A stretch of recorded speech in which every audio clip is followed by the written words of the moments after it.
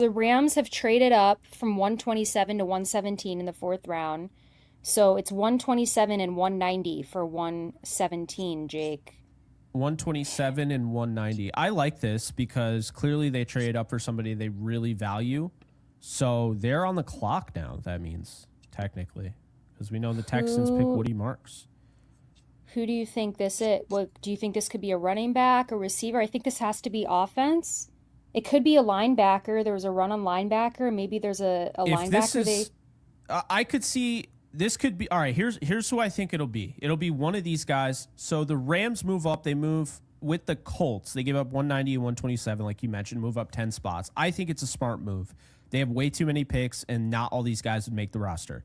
So this is either going to be a wide receiver. It'd be Elick Iomanner would be one of the receivers I think of.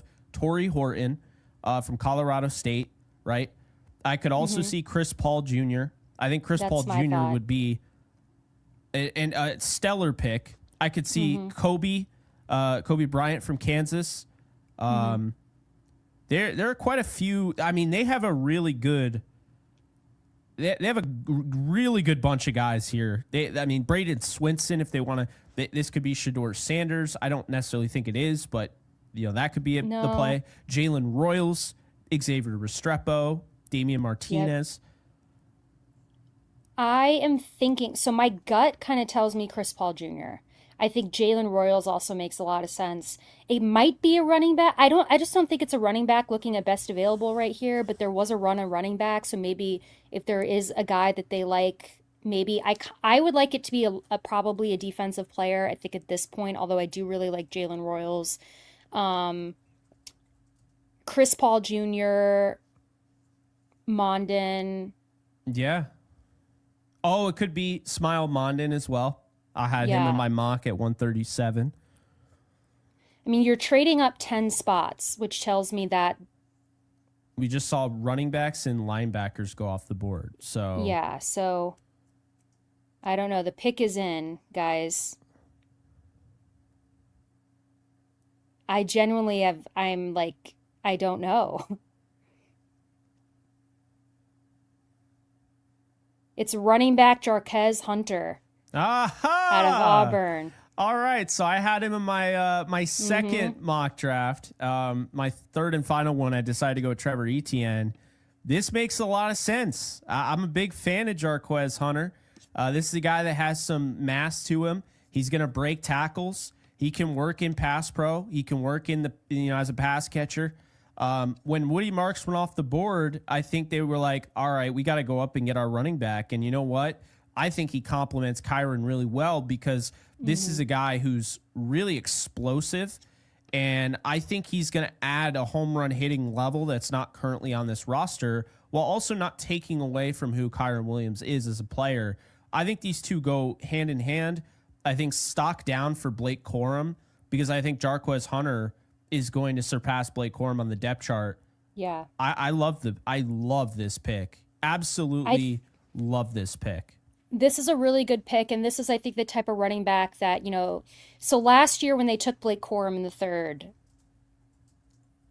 we said the same thing where it was a little bit confusing because we felt like it was Kyron Williams, right? They went out and they got a guy who was pretty much the exact same player as Kyron Williams. Then they end up spending this entire season giving, Kyron 85 to 90% of the snaps. They don't really use Blake Corum.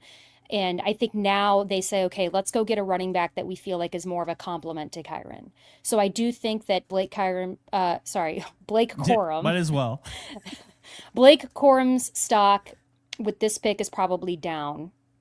Um, we'll see. But I really like Jarquez Hunter. Like you said, I think he's going to be a really good complement to Kyron. I don't think he's going to take anything away from Kyron Williams' usage, but they're going to use him, I think, a lot more. They're going to, complement Kyron with him, and that's a really good pick. And that's a guy that makes a lot of sense. By the way, the Falcons just picked Billy Bowman Jr., the safety out of Oklahoma, just so we're staying up to speed. But yeah, like this pick, I think this makes a lot of sense for the Rams. This is a little bit higher than I thought Hunter would go, but again, that's, as we talked about earlier, I think teams are just starting to, if there's a guy that they really want, they're just going for it. We're at that point in the draft. So, I think he I do. works in that zone scheme. So I think if they have more zone, if they run more zone than gap this year, which I believe they're going to, which also works with Kyron, then I think this is going to make a lot of sense for them. This is somebody I think went about where I would have expected.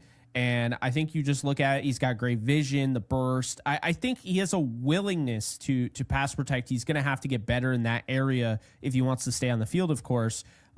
He turned 22 in December, so he'll be 23 at the end of his rookie year. So I think there is, some upside there. But I think with this player, Alexis, I mean, my comparison here in my notes is Tajay Spears, a guy that can help you as a pass catcher, can also, really run the football. He is known for his work ethic. Everything I was reading about him, I mean, this is a guy that works really hard. He's really well liked, academic honor roll type guy, captain, those type of things. He has kick return experience with the new rules. That's going to help. His durability, only 539 college carries, by the way. So, again, we talked about it earlier with ETN. Not a ton, 49 games, no major injuries. So that's a big deal. This is a guy that was productive, right? Yards per carry leader in the SEC.